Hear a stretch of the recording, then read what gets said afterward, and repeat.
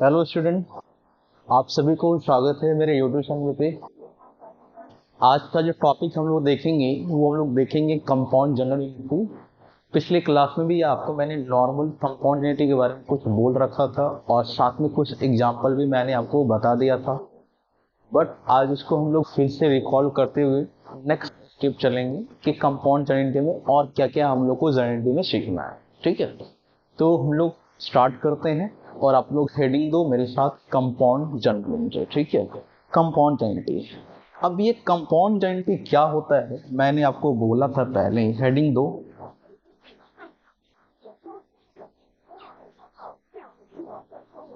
Compound journal entry. से पहले इसको एग्जाम्पल से समझो। मान के चलते हैं जनवरी 1 2024 मैंने आपको एक ट्रांजैक्शन दिया से का समझना, salary paid to mister Ravi ₹20,000 January 1 को। फिर आपको जनवरी 2 नहीं, जनवरी 1 ही सेम डेट लिखो, तो जनवरी 1 2024 को ही फिर मैं आपको अदर एक ट्रांजैक्शन दिया से रेंट पेड टू लैंडलॉर्ड। सही से समझना है, रेंट पेड टू लैंडलॉर्ड ₹30,000।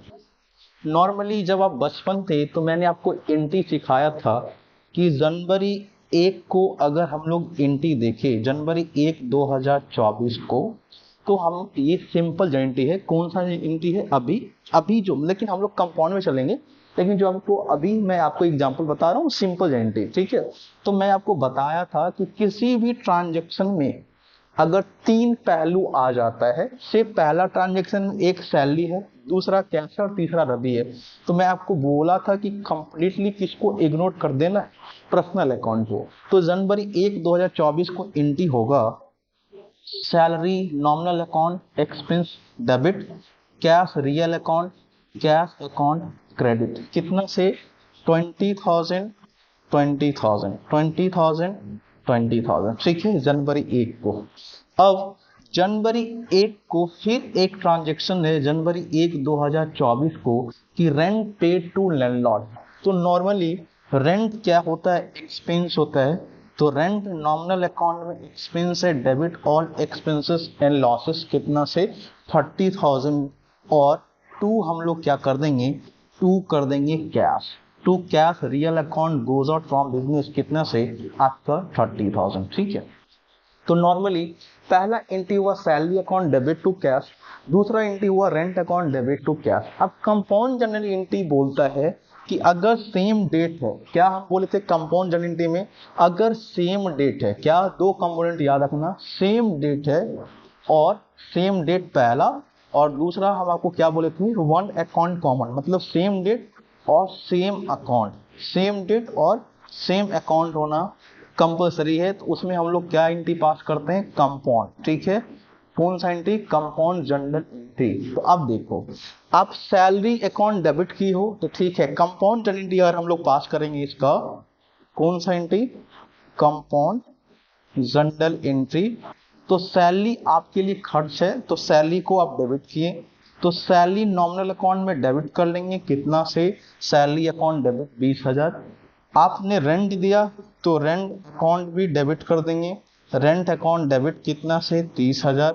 और लिख देंगे टू कैश। कैश बार बार क्यों क्रेडिट करेंगे? ठीक है, 2 बार, एक ही बार कैश क्रेडिट कर देंगे। आपका कितना? 50,000। यही तो कंपाउंड एंट्री है। सेम डेट होना चाहिए कंपाउंड एंट्री में और सेम अकाउंट होना चाहिए, मतलब 1 अकाउंट कॉमन होना चाहिए। तो यहाँ पे देखो ना, कैश यहाँ पे क्या है? कॉमन है। ठीक है, नॉर्मली कैश क्या है? कॉमन है। ठीक है, अब ये डेबिट भी कॉमन हो सकता है, क्रेडिट भी कॉमन हो सकता है, रिस्पेक्टिव।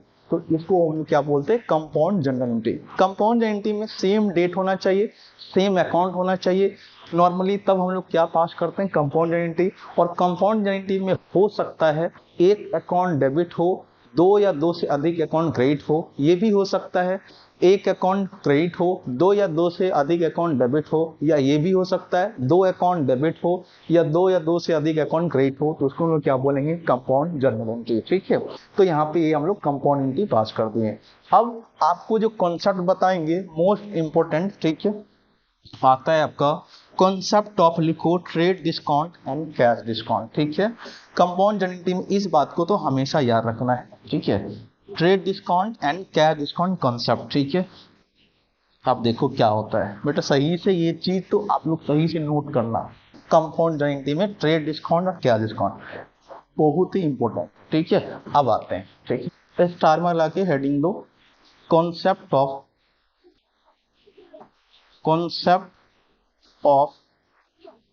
ट्रेड डिस्काउंट,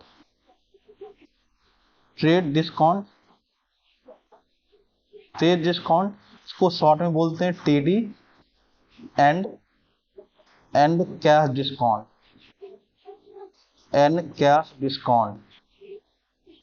इसको हम लोग बोलते हैं शॉर्ट में सीडी। देखो नॉर्मली ये टीडी क्या होता है पहले हम आपको बता दे रहे हैं। ट्रेड डिस्काउंट शॉर्ट में क्या इसको हम लोग बोलते हैं, याद रखना आपसे, टीडी। और दूसरा क्या होता है, कैश डिस्काउंट, इसको हम लोग शॉर्ट में क्या बोलते हैं, सीडी, कैश डिस्काउंट। ठीक है, अब देखो ये दोनों कंपोनेंट है क्या। अब ट्रेड डिस्काउंट जो डिस्काउंट होता है ये इसलिए दिया जाता है ताकि सेल को हम लोग इंक्रीज करें। क्या करें, तो पहला कंपोनेंट याद रखना है कि ट्रेड डिस्काउंट एक ऐसा डिस्काउंट होता है जो सेल को प्रमोट, मतलब सेल को इंक्रीज करने के लिए दिया जाता है। दूसरा, ट्रेड डिस्काउंट का रिकॉर्डिंग हम लोग बिजनेस के बुक में नहीं करते हैं, याद रखना। मतलब ट्रेड डिस्काउंट का अमाउंट हम लोग बिजनेस की बुक में रिकॉर्ड ही नहीं करेंगे, जो भी अमाउंट होगा। ठीक है, इसका जनरेटी कुछ नहीं होता है ट्रेड डिस्काउंट का। तो ट्रेड डिस्काउंट में हम आपको तीन कंपोनेंट बता रहे हैं। ट्रेड डिस्काउंट एक ऐसा डिस्काउंट है जो सेल को इंक्रीज करने के लिए दिया जाता है। साथ में ट्रेड डिस्काउंट का रिकॉर्डिंग बिजनेस की बुक में नहीं होता है। किसी को बोलना कि ट्रेड डिस्काउंट का रिकॉर्डिंग बिजनेस में होगा ही नहीं, इसका जनरेटी पास ही नहीं होता है। उसके बाद ट्रेड डिस्काउंट का अमाउंट जो होता है वो हम लोग डिडक्ट करते हैं सामान के लिस्ट प्राइस से मान के चलते मैं आपको बताऊंगा। ठीक है, तो तीन कंपोनेंट याद रखना। ट्रेड डिस्काउंट एक ऐसा डिस्काउंट है जो सेल को इंक्रीज करने के लिए दिया जाता है। देखते हो ना, लिखा रहता है 20% ऑफ, 30% फ्लैट डिस्काउंट, उसके बाद बाय वन गेट वन। ये सब क्या है, जस्ट लाइक एक कस्टमर को सॉलिसिट कर रहे सेल्स को बढ़ाने के लिए। तो नॉर्मली ट्रेड डिस्काउंट जो होता है वो सेल को इंक्रीज करने के लिए दिया जाता है। ट्रेड डिस्काउंट का रिकॉर्डिंग हम लोग बुक्स ऑफ अकाउंट में नहीं करते हैं। उसके बाद ट्रेड डिस्काउंट का जो अमाउंट होगा वो सामान के लिस्ट प्राइस से हम लोग डिडक्ट करते हैं। अब कैसे करेंगे वो भी हम आपको बताएंगे। ठीक है, अब कैश डिस्काउंट ऐसा एक डिस्काउंट है जो प्रॉम्प्ट सेटलमेंट के लिए दिया जाता है। किस सेटलमेंट के लिए, प्रॉम्प्ट सेटलमेंट। ठीक है, प्रॉम्प्ट सेटलमेंट का मतलब है इमीडिएट पेमेंट। ठीक है, एक सेकेंड लिखो, इमीडिएट पेमेंट या प्रॉम्प्ट सेटलमेंट।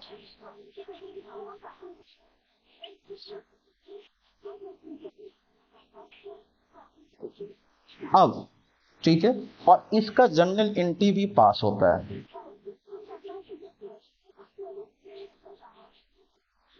अब देखिए, अब कैश डिस्काउंट के बारे में दो ही बात बोलो कि कैश डिस्काउंट एक ऐसा डिस्काउंट है जो इमीडिएट पेमेंट के लिए दिया जाता है, मतलब प्रॉम्प्ट सेटलमेंट, इमीडिएट पेमेंट के लिए। उसके बाद कैश डिस्काउंट का रिकॉर्डिंग बुक्स ऑफ अकाउंट में होता है। ठीक है, ट्रेड डिस्काउंट का कोई भी जर्नल एंट्री नहीं होगा, नो जर्नल एंट्री। ठीक है, इसका कोई भी जर्नल एंट्री नहीं होगा। उसके बाद हम बताए थे इसको हम लोग डिडक्ट करते हैं, डिडक्टेड, ठीक है, फ्रॉम लिस्ट प्राइस। ठीक है, और ये डिस्काउंट दिया जाता है इंक्रीमेंट ऑफ सेल को इंक्रीमेंट करने के लिए, सेल्स को बढ़ाने के लिए। ठीक है, ये डिस्काउंट आपका दिया जाता है। अब आप नॉर्मली शॉर्ट में याद रखो कि ट्रेड डिस्काउंट एक ऐसा डिस्काउंट है जिसको हम लोग लिस्ट प्राइस में से माइनस कर लेते हैं। इसका जनरेटी कोई भी रिकॉर्ड नहीं होता है बिजनेस के बुक में। हाँ, और ये सामान की लिस्ट प्राइस में से क्या होता है, डिडक्ट होता है। उसके बाद आपको बोलना है कैश डिस्काउंट एक ऐसा डिस्काउंट है जो प्रॉम्प्ट सेटलमेंट के लिए दिया जाता है। प्रॉम्प्ट सेटलमेंट का मतलब इमीडिएट पेमेंट के लिए, साथ में इसका जनरल एंट्री हम लोग पास कर देंगे। अब ये क्या है मैं आपको अभी एग्जांपल से बताऊंगा, ठीक है। अब मान के चलते एक ट्रांजेक्शन आपको बताएं, उसे थोड़ा समझना, ठीक है, थोड़ा समझना, ठीक है।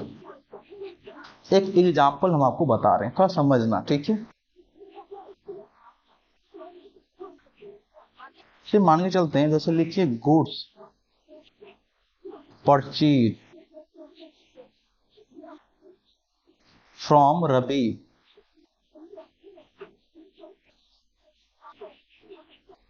RS 1 lakh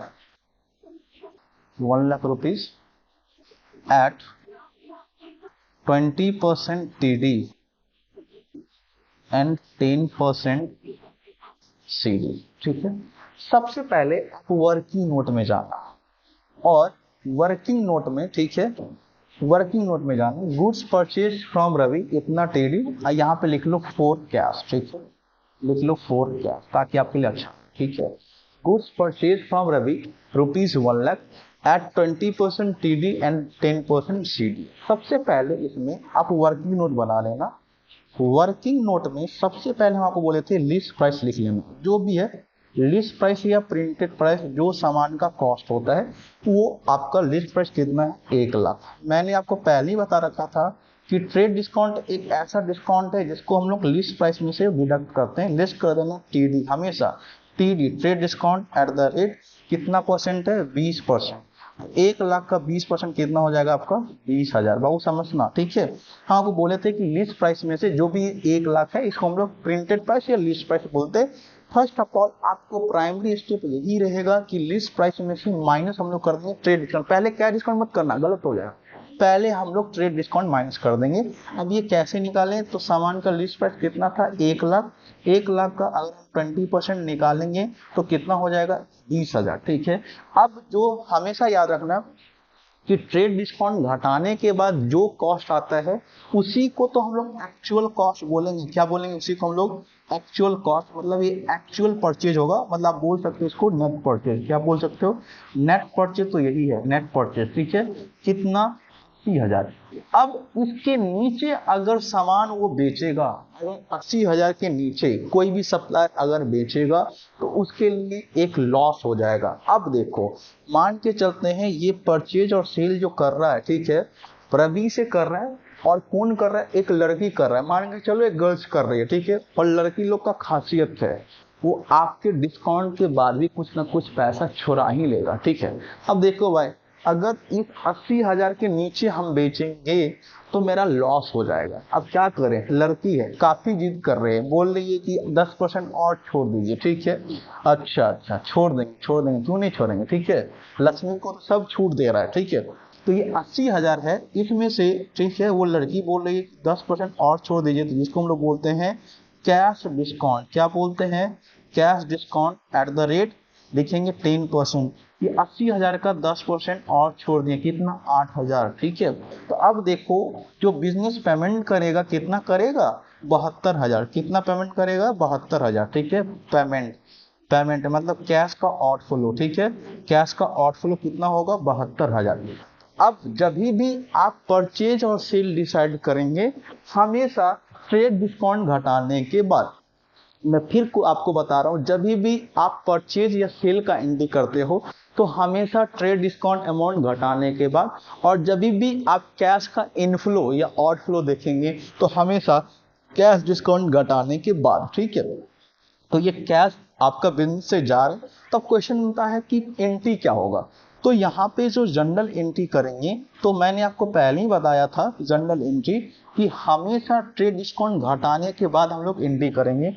तो 1 लाख का सामान था, उसमें से 20,000 हम लोग माइनस कर दिए, ठीक है। तो अब सामान का एक्चुअल कॉस्ट कितना आ गया, 80,000। इसका रिकॉर्डिंग नहीं होगा, no journal entry in the books of account. इसका ट्रेड डिस्काउंट का कभी भी रिकॉर्डिंग नहीं होता, क्योंकि ये तो सेल्स को केवल इंक्रीज करने के लिए दिया जाता है, ये तो सॉलिसिट करने के लिए दिया जाता है कि आइए और मेरे पास आप कपड़ा या कुछ भी खरीद लो, ठीक है। तो नॉर्मली परचेज, आप गुड्स परचेज कर रहे हो ना, तो परचेज आप जानते हो क्या है, परचेज एक्सपेंस है। तो purchase nominal account debit all expenses and losses कितना का, 80,000 के। हमेशा purchase in sale W decide करेंगे तो हमेशा ट्रेड डिस्काउंट घटाने के बाद एक्चुअल में आपके पास से कैश कितना गया, 2 कैश। और कैश का इनफ्लो आउटफ्लो जब भी देखेंगे तो कैश डिस्काउंट हटाने के बाद, कसम खा लो, कैश डिस्काउंट हटाने के बाद ये कितना आ गया था, 72,000।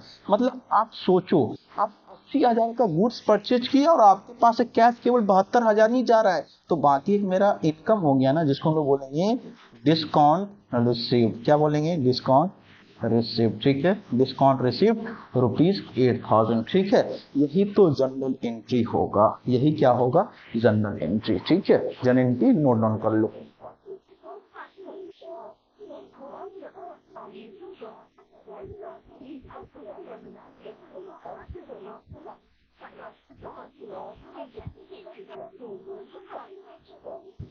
नेक्स्ट जनरल एंट्री बता रहे हैं, लिखो।